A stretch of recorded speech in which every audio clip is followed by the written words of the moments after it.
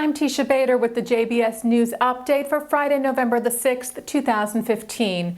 Two Israeli teenagers were wounded in a shooting attack this evening in Hevron in the West Bank near the Tomb of the Patriarchs. One of the victims, a 16-year-old, was seriously injured in the attack. The other, said to be 18, was lightly wounded. They were taken to Shaarei Tzedek Medical Center for treatment. According to initial reports, the gunfire is thought to have come from a sniper, likely in the Arab neighborhood of Abu Sneineh. Police were searching for suspects. Earlier this afternoon in the West Bank, a 40-year-old Israeli man was stabbed and seriously wounded by a Palestinian outside the Rami Levy supermarket in Shar Binyamin, southeast of Ramallah. The victim was treated at the scene by Magen David Adom paramedics and then taken to the hospital. The terrorist fled the area, and IDF forces and police were searching for him. That attack followed an attempted car ramming just minutes before, which took place at the Khalkhul junction near Hevron, where a Palestinian woman tried to run over IDF soldiers. She was shot by Israeli forces and was seriously injured. She received medical treatment at the scene and was taken to the hospital, where there are reports that she died.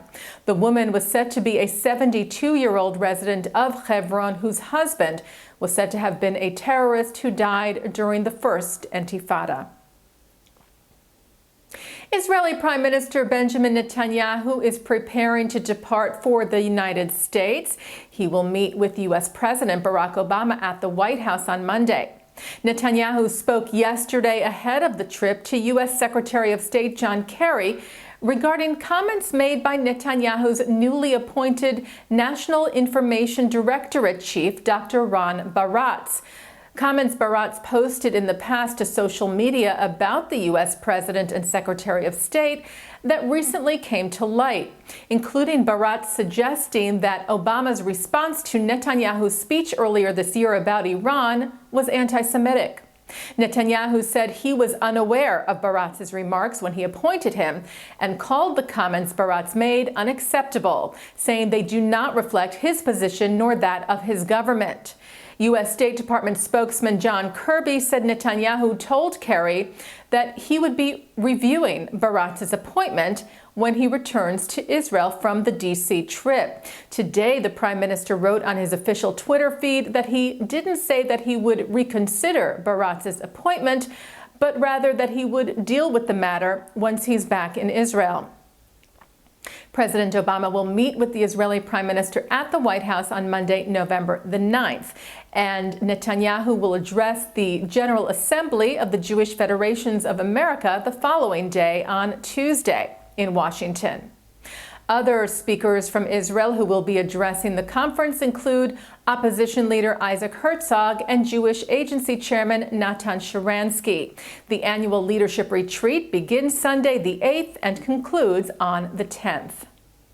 JBS will be at the GA covering the premier event. Forbes magazine published its annual list of the world's most powerful people this week. The Israeli Prime Minister came in at number 21.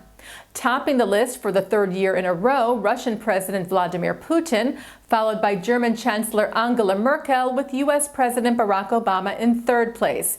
Jewish figures of note on the list include Chair of the Federal Reserve Janet Yellen, who was listed at number 7, and Facebook founder Mark Zuckerberg, who came in at 19.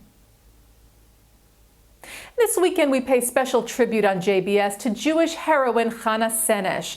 The 23-year-old was executed in Hungary on November the 7th of 1944 by a German firing squad after she was captured on a mission to rescue Hungarian Jews about to be deported to Auschwitz and refused to divulge information despite great torture.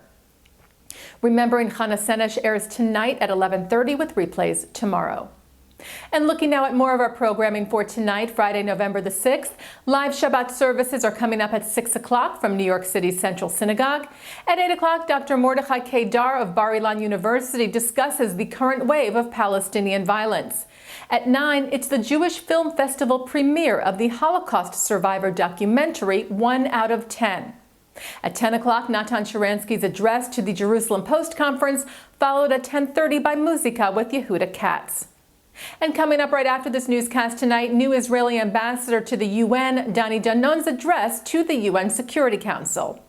And that's the JBS News Update for Friday, November the 6th, 2015. I'm Teisha Bader. Shabbat Shalom.